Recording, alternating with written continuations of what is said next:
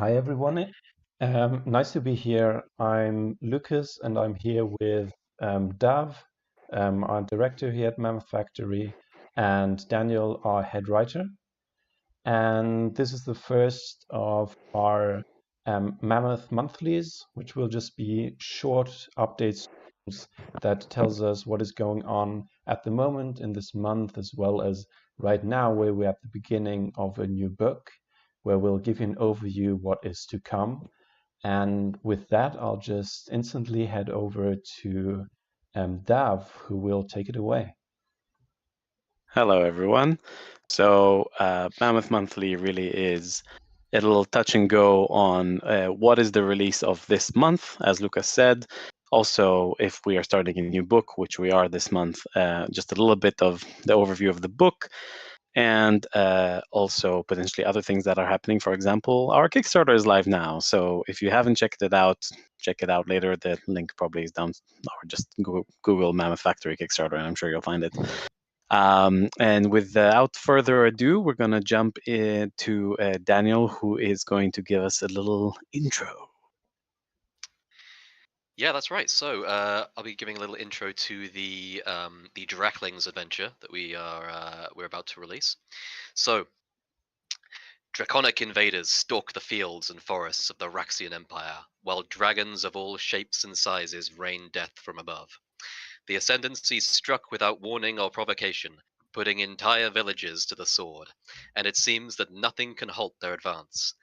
The Empire's lone hope lies with a mysterious organization and an even more mysterious box. If this most secret of cargoes can reach the town of River's End, then perhaps not all is lost.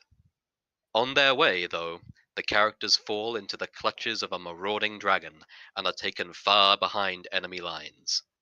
If they are to have any hope of delivering their cargo, they must first escape the Dragon's Keep. Ooh. Yes. Yes, what's in the box? What's in the box? So this is our fourth book. This book is called The Immortal Flame, and The Immortal Flame has 4 chapters in it. And with the first ones called, the set is called Drakklings, which are these small draconic mini people who are these savage little smart monsters, and they obey obviously the dragons, which are invading. So this whole book is about a big draconic invasion by the Ascendancy. If some of you have read the Dragons of the Immortal Flame from our first book, you'll be familiar with the whole concept. Only this time they are invading the mainland, which is the Raxian Empire. As they are invading, there is war all over, and it's 3 months into the invasion. The characters are hired as kind of secret gray agents to go through behind enemy lines and deliver a box to a mysterious person called Araya in the town of River's End. And the first chapter, which is called Dragon's Keep, is called Dragon's Keep because as the travelers, very important, if you don't want to know what's happening, spoilers, this whole 15 minutes thing is going to be a big spoiler of what's happening in the adventures. If you don't want to know, pause now. Bye-bye. But if you do want to know, what's happening is that the players are carrying this box. They don't know what's in the box. They only know they have to defend it with their life because the war depends on it, basically. And you are working for the Raxian Empire as you're traveling through this gray zone that the Ascendancy, so the Draconic Empire is called the Ascendancy, and the Raxian Empire is where you're from, right, the mainland. And as you're traveling through this gray zone, there are these checkpoints, and it's called a gray zone because the Ascendancy, the Draconic Empire, has taken over these areas, but kind of left it because there's not much there. So there are agents from both sides, and there's like bandits, and it's a bit of like a no man's land kind of thing. So you travel through there. There's random encounters, and you're smuggling this box, and you're not showing like who your allegiance is, and you're kind of lying and trying to get around. And at some point, there's a checkpoint, and you're fighting these what are they called? There's like this post. What do we call them, Daniel? So they're basically a bunch of mercenaries Yeah. under the kind of command of the Ascendancy, right? Exactly. So, and they check everyone that's there. Maybe they got alerted because of something that you did on the way. It depends on kind of what you do in the meantime in the gray zone. And as you fight them, they realize that you overpower them because you're players and you're awesome. And then one of the last ones of them blows a big dragon horn that echoes through the valley. And then a dragon pretty quickly appears as you try to run away. It has this amazing breath weapon that puts you to sleep for a week. And because you're just level 3, basically, you're kind of, this is the inciting incident of the book. And then you get trapped in, and you wake up inside the Dragon's Keep, which is a prison that used to belong to the Raxian Empire, but it's been captured by the Ascendancy, and you wake up there without any equipment, and you're locked in this anti-magic prison, and all these Drakklings, these little draconic mini guys, they all have your equipment. So as you can see them, one of them is holding the sword of the fighter, and one of them holding the arcane focus of the sorcerer, or whatever. Sorcerer sounds like I don't know what I'm talking about. I mean, of course, the cleric or the other caster. Don't quote me at this. I know what I'm talking about. And then, so you're in this prison, and in this prison, they kind of taunt you, and there are different ways to. There's some mysterious creature in the cell nearby that goes crazy every time you try to cast magic. When you cast magic, it kind of backfires because it's an anti-magic cell. And then, for some reason or another, there are many different ways to escape the cell, and you escape the cell. While you're there, you're realizing how many of these Drakklings are in this fort, in this like prison, and you see them come and go, and you also hear the dragon that captured you kind of like fly away every time there's a horn far away. So it kind of flies and comes back roughly once a day or so. So you know when you try to escape from the prison that you have a certain amount of time before the dragon comes back every time he goes. So you kind of can plan. And as you make your escape, you fight the whole prison, and they have like these. What are they called? Irakari? No, they're called Urakari, I think, right? Urakari, yes, which are these kind of draconic drakes that are very interesting. They're called, I think, spine drakes because they shoot from their Hmm. tails, and you fight this whole fort, and there are many different ways to escape and confuse them. And there's morale, and there's a caster that creates this fog, and it flicks his fingers, and then the fog bursts into flames. Really cool. And there's all sorts of interesting things, and you also don't have all your equipment. So even though they are these little guys that technically you can take down with 1 or 2 hits, you don't have your shit. So it's really cool and challenging and interesting. And then as you escape, just before the dragon comes back and all this kind of stuff, you escape to the Sinking Hills. And the Sinking Hills is a remnants of an old war that used to be.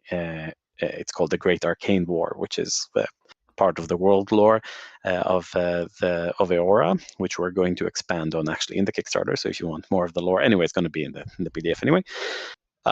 And that place was hit over that Great Arcane War with a lot of disintegrate spells, like on mass proportions, that basically once in a while these massive mountains just kind of disintegrate into dust. And it's a very dangerous place to be in. There's a lot of weird magical creatures there that obey all sorts of things, and there's some magical acid there, I should say anti-magic acid, which is a specific material called tar, which you can read about more in the adventure. It's a main plot hook throughout the thing. And as you're there and you're trying to sleep and avoid like the collapsing mountains around you, the dragon does find you one way or another, and you have a big dragon fight at level 4, which is pretty Insane. epic. And really, really, really fun dragon. Not too deadly, but kind of deadly. It's also that specific dragon I forgot to mention. It's a she, and she's called Cronax, and she's a time dragon, which is a very interesting. And you're like, time dragon? I thought this is the dragons of the Immortal Flame. So the dragons of the Immortal Flame have the main solar dragons, which is the main dudes, but they also have Eggborn, which are dragons who were born to the main dragons of the Immortal Flame, and they all have very unique properties. So she has this kind of breath that puts you to sleep and gives you exhaustion and can put you to sleep for a very long time, depending on how long you get more exhaustion. And she also messes with time, and she has this kind of nebula-looking breath. Super cool dragon. I'm sure we're showing the art and all that kind of stuff.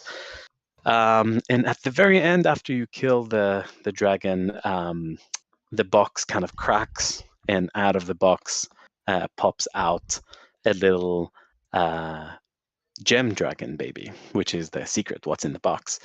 You find a little Tarolith dragon, which is the same kind of material, which is this kind of anti-magic acid that we talked about before, that you can find naturally also in the caves there. So there's been some sort of fuckery experimenting going on from the Raxian Empire apparently on dragons, and maybe this is why the ascendancy is attacking. Who knows? So you kind of find yourself with a pet gem dragon that is an anti-magic acid dragon. So overall, really cool adventure. It sets up the campaign really nicely. There's a bunch of different options. Of course, I'm just hitting on the main points there. Did I forget something? No. I believe so. Cool. Did we manage to show everything we wanted to show? Oh, yes, we did. Fantastic. So just to kind of touch on the last minute or so that we have, we wanted to showcase a little bit of our process, because I think we kind of do a lot more than people realize in our process to make these insane adventures. Do we have that graphic? Yes, we do. I don't see the graphic. So Yes, yeah. we So do. basically, as we start the first month, we start with an idea and we playtest internally. So all three of us plus a couple of more people. We used to play it online. Now we play in person, and we playtest the full adventures. We try to do it in 4 sessions throughout the month, so it's not too much, but also we write more than we actually playtest. So we playtest the main story beats, and then and that's the writing. And then after that, we go. What's the second one? Because I can't see the graphic. I should see the graphic really.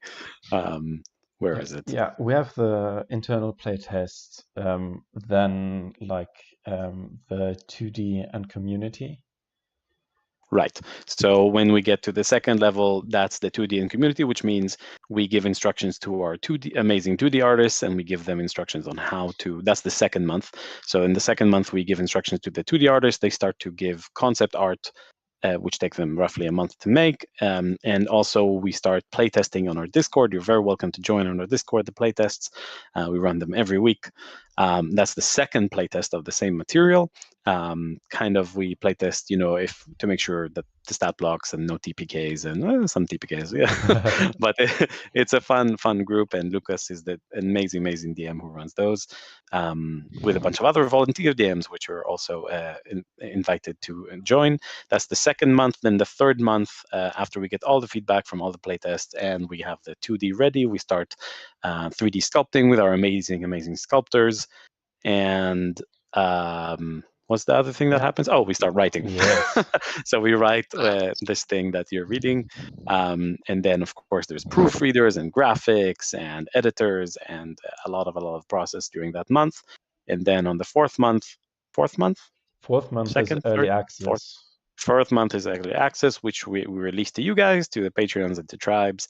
And then we get a lot of feedback from you guys. You're very encouraged to give us more feedback if you catch typos or inconsistencies or anything else that bothers you for whatever reason, or even ideas of what we can add. You're very welcome to share on our Discord or write to us an email or whichever channel you wish. We also have a Facebook group. And then after that, a couple of months later, whenever the book is finished and edited and all of that, we do a Kickstarter, which includes all of these, however it is, 4 or 6 chapters each book, and with, of course, all the miniatures and STLs and all of that fun stuff. So that's our process. Hopefully that clears up a few things. So people are like, we don't understand how you're doing things. So there we go. Hopefully that makes it better. But yeah, thank you for everything, guys. And yeah, we have more things. Yeah, one last thing. Yeah, thank you. And what we'll do is I post into the chat our Discord invite link, because we'll be having over to Discord. We will do just a casual hangout where we can answer your questions and just talk a bit with Dav, with Daniel, with me, and other people from the crew. So I'm just spamming that link, and feel free to join. All right. Have a good one, guys. See you around, people. See you around. Rampage on. Rampage on.